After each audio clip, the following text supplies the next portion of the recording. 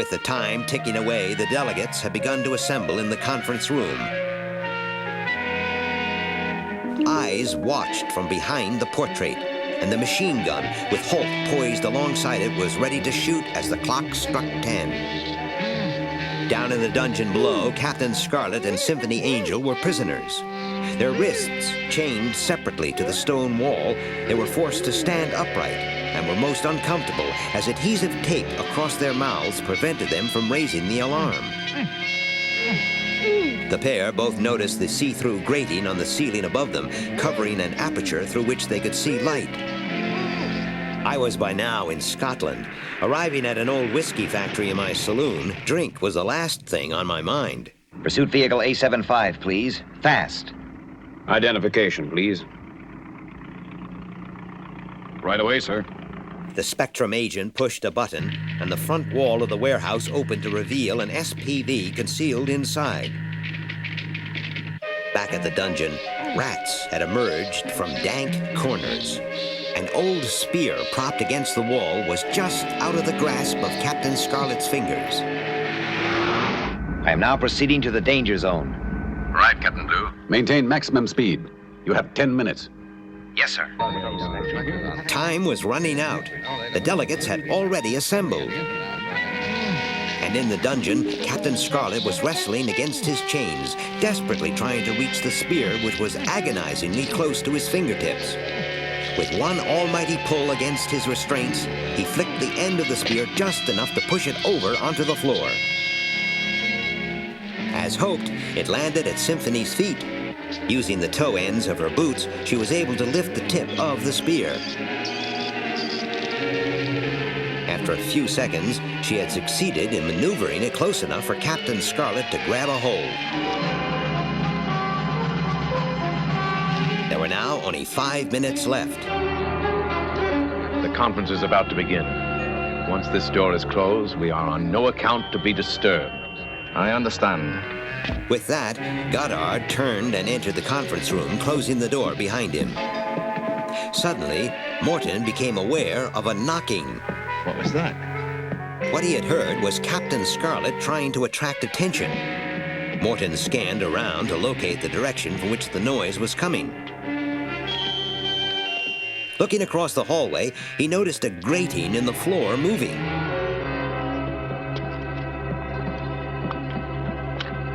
He slowly walked over to it and lifted it out of the floor. To his amazement, he saw below Captain Scarlet! I sped along in the SPV. There were just 2 minutes to go till 10. At the castle, Captain Scarlet had been freed from his restraints. Wasting no time, he burst into the conference room and shot at the painting. His fire was returned from behind the canvas, ripping into his chest. But he kept shooting until Holt's body came tumbling through. Right, everyone. Back to the Magnacopter, quickly.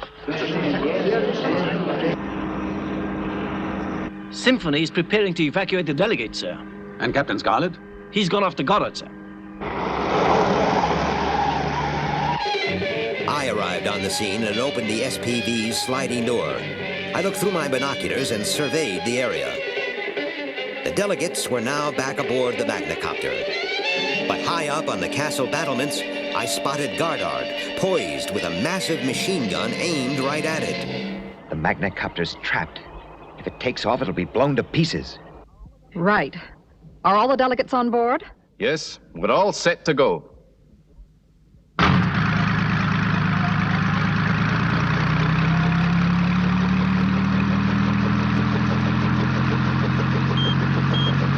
This is Captain Blue. Do not take off until I give you the word. Goddard is positioned on the battlements. As soon as you're in the air, you'll be in his line of fire. SIG, Captain Blue. Captain Scarlet. Goddard's up on the battlements. The Magnacopter's pinned down. I know. I want the SPV power pack. You're hurt, Captain. I'll go. You know the situation, Adam.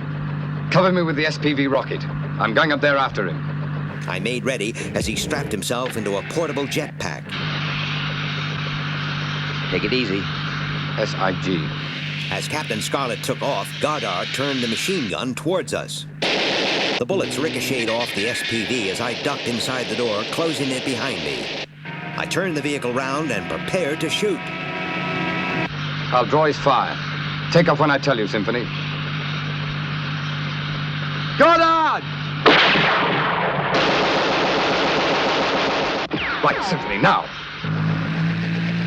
As the Magnacopter lifted off, on the battlements, Captain Scarlet and Goddard fought it out.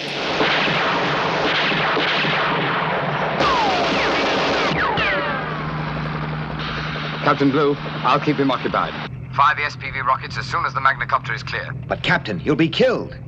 Captain Scarlet knew he was indestructible, and he opened fire on Goddard. The Magnacopter gained height, so far unharmed.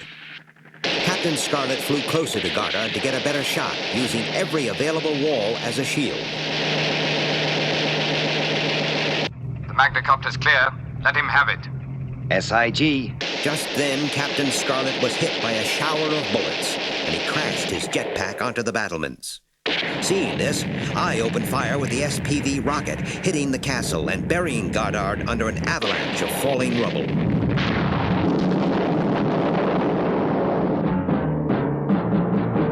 Later, back on Cloud Base... Well, Mr. Morton, I'm sorry I couldn't arrange this visit to Cloud Base sooner. I understand. The delegates held a conference yesterday, and it was a great success. Thanks to Captain Scarlet. I still can't understand how he escaped unhurt. I guess I'm indestructible. Yes, well, I'm sure Mr. Morton won't swallow that. It's all right, Colonel. I can take a joke. I'm sure you can, Mr. Morton. I'm sure you can.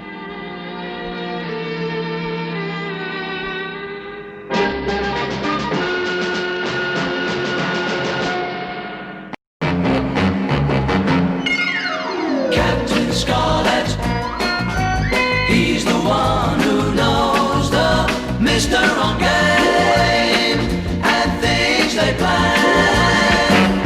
Captain Scarlet, to his Martian foes, a dangerous name, a Superman.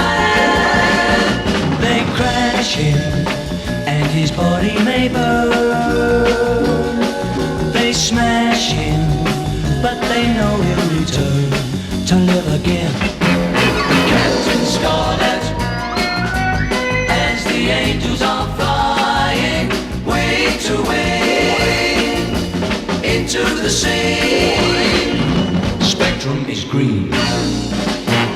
Captain Scarlet, though the Mysterons plan to conquer the earth, this indestructible man will show what he's worth. Captain Scarlet,